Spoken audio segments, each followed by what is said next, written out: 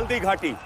यहाँ हुआ था अकबर और महाराणा प्रताप के बीच युद्ध। वीडियो को पूरा देखें और चैनल को सब्सक्राइब कर लीजिए। मेवाड़ का सिंह और स्वाभिमान की अग्नि इतिहास के पन्नों पर वक्त की धूल अक्सर कई साम्राज्यों और उनके राजाओं को लील जाती है। समय का पहिया उन लोगों को भुला देता है जिन्होंने महलों के सुख के लिए अपनी आत्मा का सौदा कर लिया। लेकिन अरावली की उन कठोर और पत्थरीली पहाड़ियों में आज भी हवाएं एक ऐसे योद्धा का नाम गाती हैं जिसने गुलामी शब्द को अपने जीवन से हमेशा के लिए मिटा दिया था। यह कहानी सिर्फ एक युद्ध की नहीं है, यह कहानी है इंसान की रूह की उस ऊंचाई की जहां दुनिया का सबसे बड़ा और ताकतवर सम्राट भी बौना नजर आने लगता है। 16वीं शताब्दी का वह दौर जब हिंदुस्तान के आसमान पर मुगलिया सल्तनत का परचम अपने पूरे गुरूर के साथ लहरा रहा था। तख्त ए दिल्ली पर बैठा था जलालुद्दीन मोहम्मद अकबर, एक ऐसा बादशाह जिसकी महत्वाकांक्षा की कोई सरहद नहीं थी। उसकी तलवार और उसकी कूटनीति ने उत्तर से लेकर दक्षिण तक एक एक करके तमाम रियासतों को अपने कदमों में झुकने पर मजबूर कर दिया था। लेकिन इस विशाल मुगलिया समुद्र के बीच एक पहाड़ ऐसा था जो सीना ताने खड़ा था। वह पहाड़ था मेवाड़, और उस पहाड़ की सबसे ऊंची चोटी का नाम था महाराणा प्रताप। प्रताप कोई साधारण इंसान नहीं थे, वे उस धरती के अंश थे जहाँ बप्पा रावल और राणा सांगा जैसे शूरवीरों ने जन्म लिया था। मेवाड़ की मिट्टी में समर्पण का नहीं बल्कि बलिदान का बीज बोया जाता था। जब प्रताप ने मेवाड़ की गद्दी संभाली तब उनके पास विरासत में सोने चांदी से भरे खजाने नहीं थे, बल्कि उनके हिस्से में आई थी कांटों से भरी एक गद्दी। चित्तौड़गढ़ जो मेवाड़ का हृदय था, मुगलों के क्रूर आक्रमण और उस भयानक कत्लेआम का गवाह बन चुका था जहां हजारों निर्दोष लोगों और राजपूत वीरों ने अपने प्राणों की आहुति दी थी। चित्तौड़ की उन जलती हुई चिताओं की राख ने प्रताप के सीने में एक ऐसी ज्वाला भड़का दी थी जिसे दुनिया का कोई भी समंदर बुझा नहीं सकता था। प्रताप ने अपनी मातृभूमि की उस दुर्दशा को देखकर एक ऐसी कठोर प्रतिज्ञा ली जो इंसानी बर्दाश्त की हदों को पार कर जाती है। उन्होंने भरी सभा में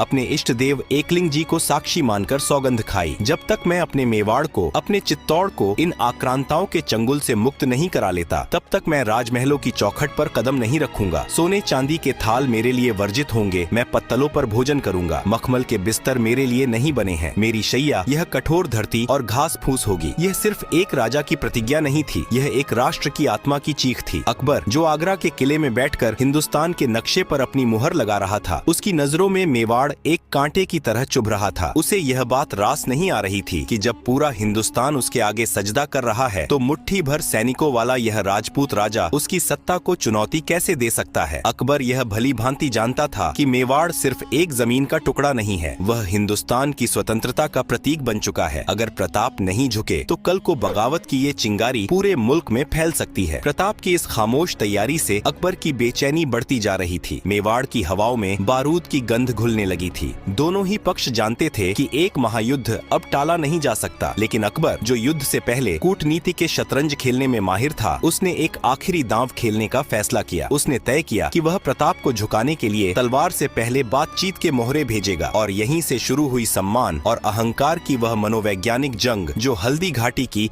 उस लाल मिट्टी की नींव रखने वाली थी। कूटनीति का अंत और रणभेरी का शंखनाद अकबर एक बेहद चतुर और दूरदर्शी शासक था। वह भली भांति जानता था कि मेवाड़ के उन दुर्गम पहाड़ों और खूंखार जंगलों में अपनी शाही सेना को झोंकना एक बहुत बड़ा जोखिम है। राजपूती खून जब उबलता है तो वह मौत को भी एक उत्सव की तरह गले लगाता है। इसलिए तलवारें म्यान से बाहर निकालने से पहले अकबर ने शब्दों और संधियों का जाल बिछाने का फैसला किया। उसने सोचा कि जो काम तोपें और हाथी नहीं कर सकते वह शायद कूटनीति के मखमली शब्दों से हो जाए। प्रताप को मुगलिया आधिपत्य स्वीकार कराने के लिए अकबर ने एक के बाद एक 4 शांति दूत मेवाड़ भेजे। इसके बाद अकबर ने अपना सबसे बड़ा और मनोवैज्ञानिक दांव खेला। उसने आमेर के कुंवर मानसिंह को अपना दूत बनाकर भेजा। मानसिंह मुगलों के सबसे खास और भरोसेमंद सिपह सालारों में से एक थे। अकबर की चाल साफ थी, एक राजपूत ही दूसरे राजपूत को समझा सकता है, या यूं कहें कि एक राजपूत ही दूसरे राजपूत के अहंकार को चुनौती दे सकता है। जब मानसिंह मेवाड़ की धरती पर भारी शाही लश्कर के साथ पहुँचे तो उनका स्वागत उदय सागर झील के किनारे किया गया। राजपूती परंपरा के अनुसार मेहमान के लिए एक भव्य भोज का आयोजन किया गया। गया। लेकिन जब भोजन का समय आया तो मानसिंह ने देखा कि महाराणा प्रताप वहाँ उपस्थित नहीं थे। उनकी जगह प्रताप के युवा पुत्र कुंवर अमर सिंह ने मानसिंह का स्वागत किया। मानसिंह के माथे पर सिलवटें पड़ गईं। उन्होंने भरे दरबार में पूछा, महाराणा प्रताप कहाँ हैं? क्या वे हमारे साथ भोजन नहीं करेंगे? अमर सिंह ने बहुत ही शालीनता लेकिन एक छिपे हुए व्यंग्य के साथ उत्तर दिया, महाराणा के पेट में कुछ पीड़ा है, इसलिए वे इस भोज में शामिल होने में असमर्थ हैं। मानसिंह कोई मूर्ख नहीं थे। वे तुरंत समझ गए कि पेट का दर्द तो सिर्फ एक बहाना है। असल में प्रताप उनके साथ एक पंगत में बैठकर भोजन करना अपने स्वाभिमान के खिलाफ मानते हैं। मानसिंह का चेहरा क्रोध से तमतमा उठा। उन्होंने अपनी थाली वहीं छोड़ दी और अपनी मूंछों पर ताव देते हुए खड़े हो गए। उनकी आवाज में मुगलिया सल्तनत का गुरूर झलक रहा था। मैं जानता हूँ कि महाराणा के पेट में कौन सा दर्द उठ रहा है। मैं इस दर्द का पक्का इलाज जानता हूँ। प्रताप से कह देना कि जिस राजपूत ने मुगलों की अधीनता स्वीकार कर ली हो, उससे घृणा करना उन्हें बहुत भारी पड़ेगा। तभी पर्दे के पीछे से एक कड़कती हुई और पहाड़ जैसी भारी आवाज गूंजी। वह आवाज स्वयं महाराणा प्रताप की थी। कुंवर मानसिंह, हम उस थाली में भोजन नहीं कर सकते जिस थाली को उन हाथों ने छुआ हो जिन्होंने अपनी कुल की मर्यादा और अपनी बेटियों का सौदा तुर्कों के साथ कर दिया हो। सम्मान कोई बिकाऊ वस्तु नहीं है जिसे मुगलिया खजाने के सिक्कों से खरीदा जा सके। यह शब्द नहीं थे, ये मानसिंह के सीने में उतरने वाले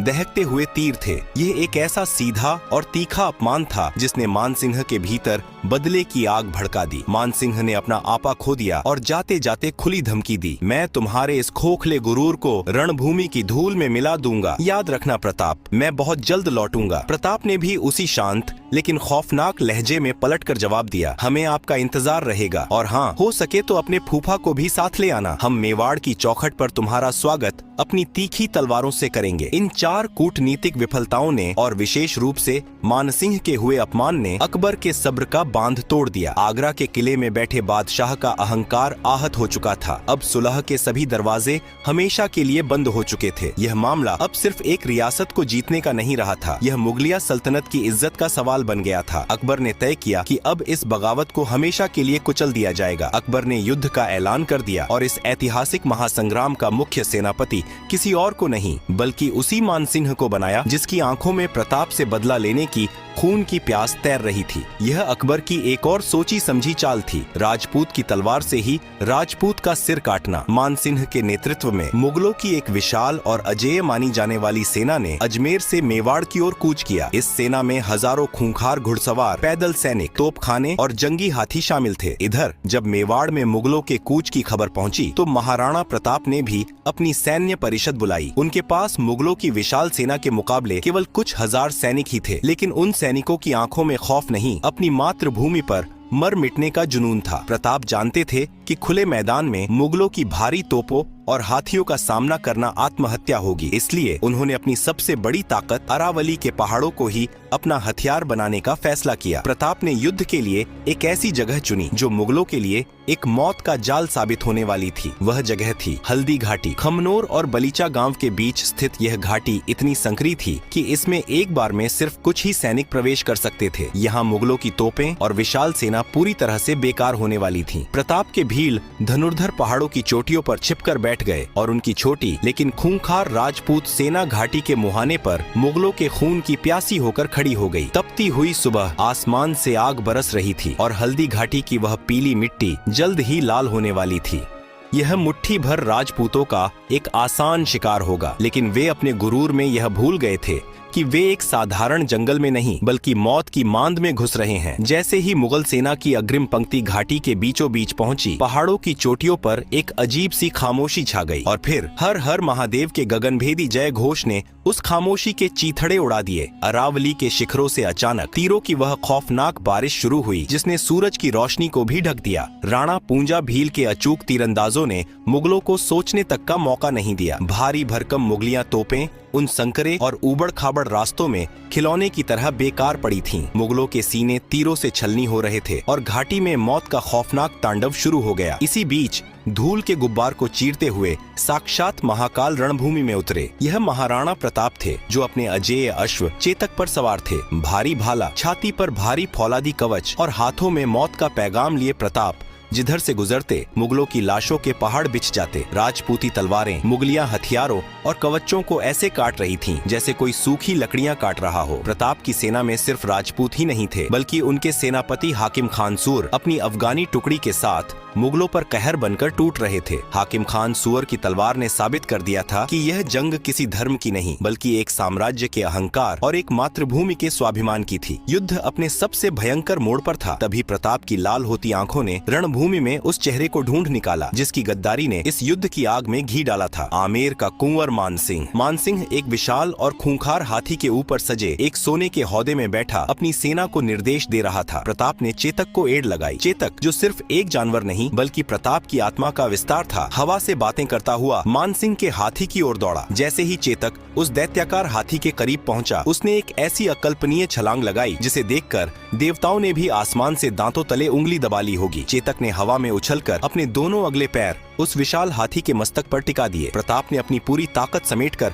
अपना भारी भाला मानसिंह की छाती का निशाना लेकर हवा में झोंक दिया। भाला आसमान चीरती हुई बिजली की गति से निकला, लेकिन मानसिंह मौत को अपने इतने करीब देखकर खौफ से हौदे के अंदर झुक गया। वह अचूक भाला हाथी के महावत को चीरता हुआ निकल गया। महावत के मरते ही हाथी पागल हो गया और चिंघाड़ता हुआ मुगलों की सेना को ही कुचलता हुआ वहाँ से भाग खड़ा हुआ। मानसिंह के भागते ही मुगल सेना का मनोबल चकनाचूर हो गया। मुगलों में भगदड़ मचने ही वाली थी कि तभी युद्ध के मैदान में एक ऐसा दानव आगे आया जिसकी परछाई भी दहशत पैदा करती थी। वह था बहलोल खान। अत्यंत लंबा, भारी भरकम फौलादी ईरानी कवच से ऊपर से नीचे तक ढका हुआ और एक ऐसे ही दैत्याकार अरबी घोड़े पर सवार। उसके हाथ में एक विशाल दोधारी तलवार थी। उसे अपनी ताकत पर इतना घमंड था कि वह सोचता था कि प्रताप को तो वह खिलौने की तरह मसल देगा। वह दहाड़ लगाता हुआ और हवा में अपनी भारी तलवार घुमाता हुआ सीधा महाराणा प्रताप की ओर लपका। उसने दूर से ही ललकारा, प्रताप, आज तेरी मौत मेरे हाथों तय है। आज मैं तेरे इस राजपूती घमंड के टुकड़े टुकड़े कर दूंगा। प्रताप की आंखों में न कोई डर था, न कोई घबराहट, बस एक सर्द